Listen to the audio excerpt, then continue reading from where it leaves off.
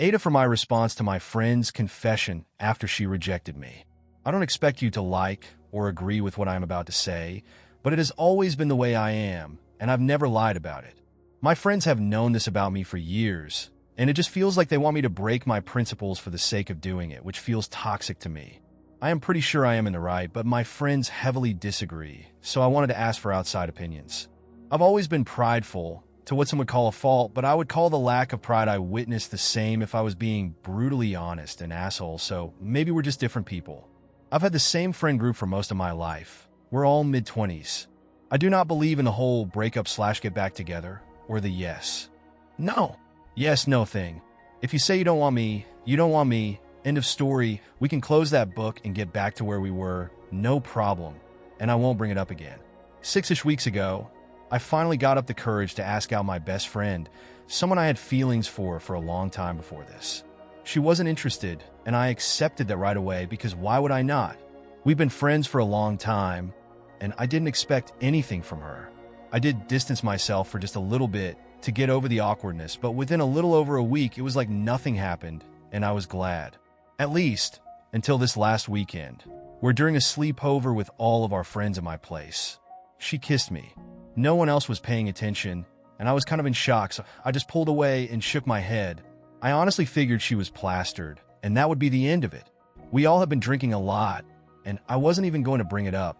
Next morning, I wake up, and she, as well as a couple of our friends, are gone. The ones that were still there were really angry. No matter how I try to explain where I'm coming from, I'm apparently not understanding how hard it was for her to confess, and that she felt humiliated by my reaction. I told them that they all knew how I felt about this kind of thing, and they started talking about how it was a different situation, and that my response was heartless. Update. 4 days later.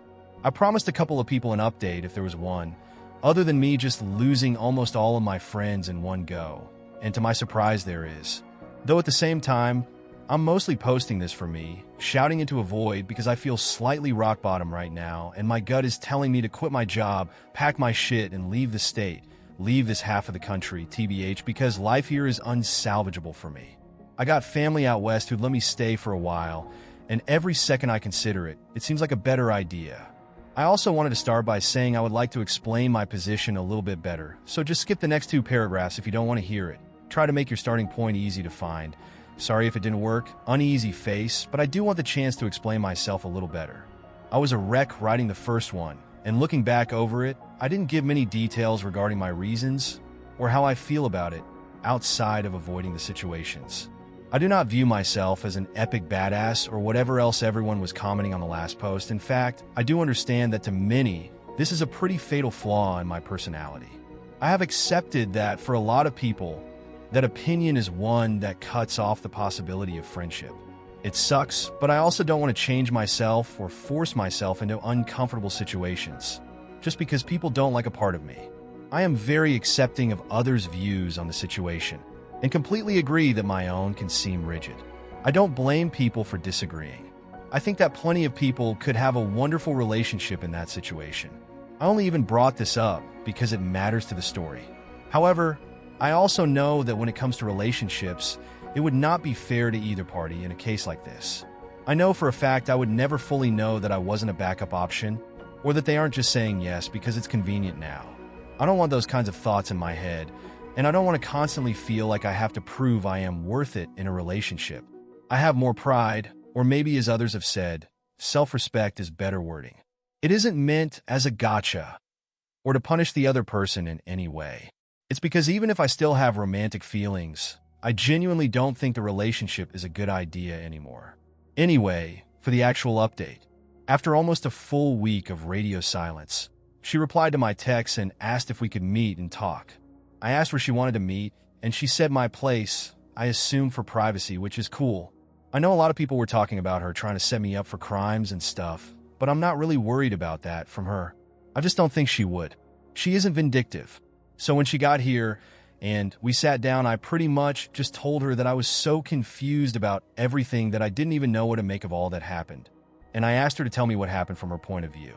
There were 2 differences between her version and my version that I picked up on, which may well have been accurate. I was plastered and they aren't huge differences, but at the same time, I can see how it would be embarrassing. She claims that after I pulled away, I made a face like I was grossed out. Afterward, she said I shifted to be leaning away from her for the rest of the movie, and it just made it worse. I don't remember either of them, but again, drunk. Not going to deny it, I have little control over my face when I smoke or drink, and I absolutely could have made a face without realizing it, just out of shock. I apologized for that and assured her I wasn't disgusted, just shocked as hell, and also assuming it was a drunk mistake kind of thing. Hell, we've all done stupid shit drunk, no big deal. It was only the next morning when I was bum-rushed with accusations, before I even got a morning piss, that I was told it was meant to be any kind of hint or whatever.